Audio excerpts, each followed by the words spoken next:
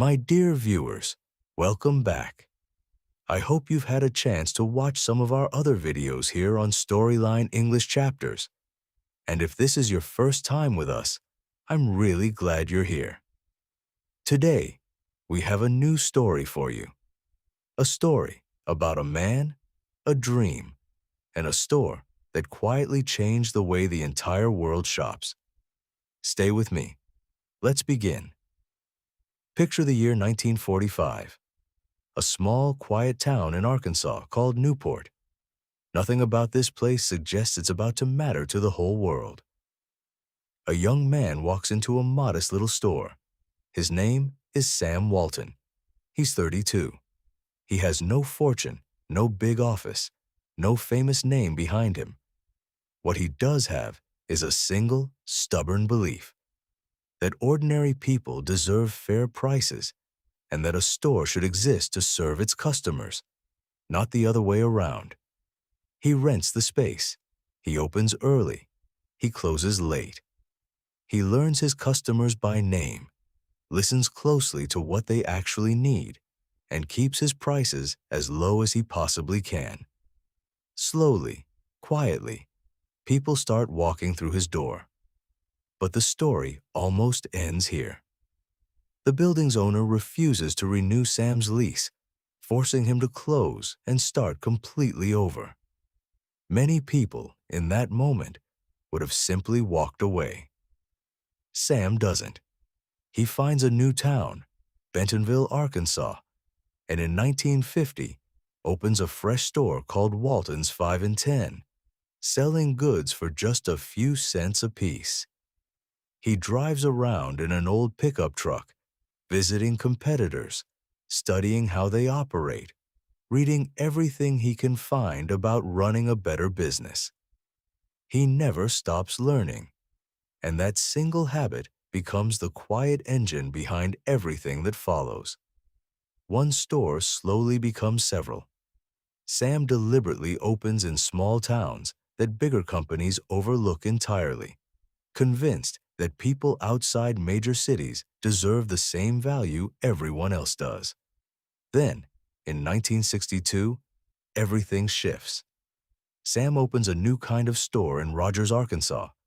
Bigger, broader, selling food, clothing, tools, and toys all under one roof, at prices lower than anywhere nearby. He names it Walmart. Wall from Walton, Mart from Marketplace. His guiding phrase becomes almost a mission statement. Save money, live better. Not everyone takes him seriously at first. Executives in major cities dismiss the whole idea, assuming small towns simply don't matter enough to bother with. Sam ignores them and keeps expanding. By 1967, the Walton family runs 24 stores, pulling in more than $12 million a year. And still, Sam isn't satisfied, because in his mind, a journey only ends the moment you stop moving forward. So, why did Walmart succeed where so many competitors quietly failed? Not magic, a system. Sam builds direct relationships with factories, cutting out the middlemen who normally added extra cost at every step. He buys in enormous bulk, driving prices down, and passes those savings straight to customers. He also does something almost nobody else in retail is doing yet: investing heavily in computer technology, tracking exactly what's selling, where, and how fast, decades before this became standard industry practice. If you're enjoying this story so far, take a moment to like this video, subscribe to the channel, and share it with someone who'd enjoy it too. It genuinely helps this channel grow. Now, back to the story. By the 1980s, Walmart is expanding rapidly across America. Sam personally flies a small airplane between store locations, walking the aisles, talking directly with employees, whom he insists on calling associates, and genuinely listening to their ideas. In 1979, Walmart becomes the first American retailer to cross $1 billion in annual sales. By 1985, Forbes named Sam Walton the richest man in the country. And yet, he keeps driving the same old truck, wearing the same simple clothes, entirely uninterested in appearing wealthy. By 1990, Walmart has become the largest retailer in the United States. But every major success carries real consequences, and Walmart's story has a harder side too. As new stores opened, many small local businesses nearby, bookshops, clothing stores, toy shops, simply couldn't compete on price, and many closed permanently.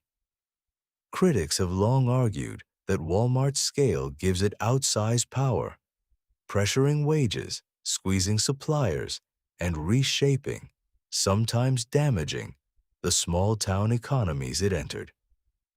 Walmart has responded over the years with wage increases and various community and environmental commitments. But the debate around its impact continues today, and reasonable people still disagree about the balance between the value it delivers and the disruption it causes.